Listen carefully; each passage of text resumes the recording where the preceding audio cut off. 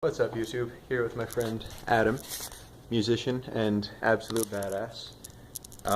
Links in the description. Check out Jefferson Avenue. Good stuff. He's going to give us his rant on the Power Rangers today. Yes.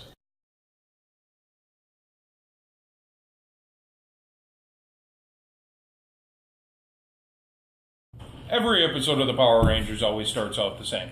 Starts with 5 teenagers with attitude, which I don't feel ever had any attitude whatsoever.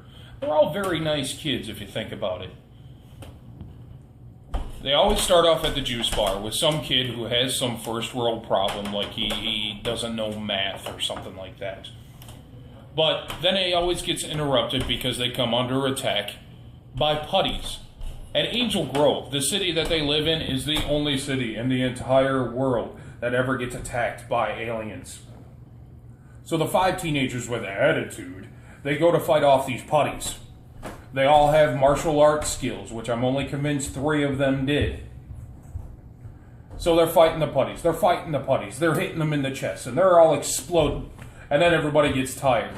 And finally, the 5 teenagers with attitude, they're like, it's Morphin time, which I feel is the best opportunity to kill or maim or whatever you're going to do with the Power Rangers because it takes forever to morph. So now the Power Rangers are the Power Rangers, and that's where you can clearly tell it's no longer an American show, but it's now a Japanese show. And I'm totally convinced that the yellow and the pink ranger are Japanese dudes inside those suits. So then they fight off more putties. And putties are gone, and then Rita Repulsa, she's up on the moon. And she says, you know what? I ain't having this. It's time to send down a monster. And this monster is always the weirdest looking thing, and its powers don't make sense with how it looks. Like it has 8 eyes, but it spews earwax.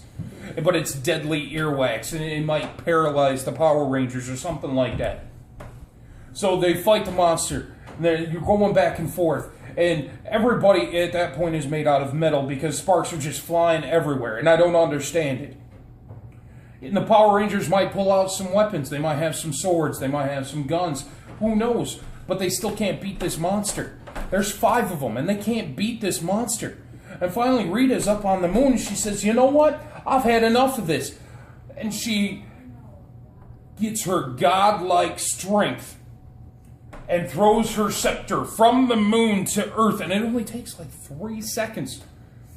So it sticks in the ground, and then the ground, it breaks open, and this monster that was once small is now very large. They're like, you know what, we can't beat them while we're small, but we got these Zords. They're giant robotic creatures that represent the dinosaurs that represent their Power Ranger-ness. The 5 Zords altogether are just as big as this monster. And if you were to attack this monster from 5 different directions, I feel like you could beat this monster a little bit easier, but then they're like, no. Let's combine them together Voltron style and make the Megazord. The Megazord. The greatest of all Zords. The Megazord then fights the monster. And they're having a hell of a time trying to beat this monster. This monster spewing its earwax. And you see the 5 Power Rangers just like up here in the Megazord. And they're like, I don't know what's going on. They're like, we can't beat this monster. And they're like, wait a second. Sure we can. We have a giant-ass sword. They pull out their giant-ass sword and in one fell swoop, kill the monster.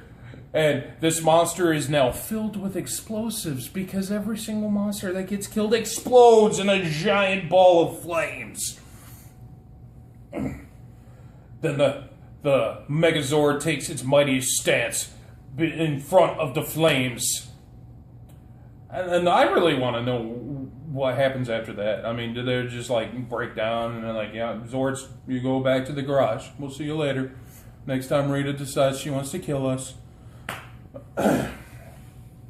These Power Rangers then, they demorph. I'm not sure. I don't know what they do after they get done fighting, but everybody seems to be safe in Angel Grove, which is just out in the middle of nowhere. I'm pretty sure it's like an old nuclear facility. It's like Chernobyl. I'm pretty sure Angel Grove is Chernobyl. It's just, it's abandoned, except for like these weird people who live in this town and accept the fact that their town every week is going to get destroyed by aliens. And yet they still continue to live there. So, the battle is done. The Megazord has defeated the giant monster. And everybody is grateful that the Power Rangers have once again succeeded. And they all go back to the juice bar, like nothing ever happened. These teenagers who all wear the colors of the Power Rangers, and nobody's suspicious by that. Why does Kimberly wear pink all the time, and Jason wear red all the time, and Zach wear black all the time, and Billy wear blue all the time, and Trini wear yellow all the time? It's weird, isn't it? Is that all they have, is just that color wardrobe? And I feel that the Power Rangers were a little racist too, if you think about it.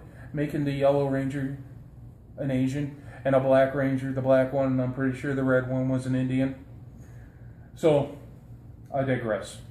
They go back to this juice bar. That same kid who was having math problems before is still having math problems. But don't worry, because these 5 teenagers who have attitude are going to, give him a pep talk. But not before Bulk and Skull come in, who are the worst bullies ever. Decide to come in, they're like, oh yeah, we're going to try to play some prank or something like that that's going to backfire with some smoothie getting poured on them, and everybody's going to laugh at them.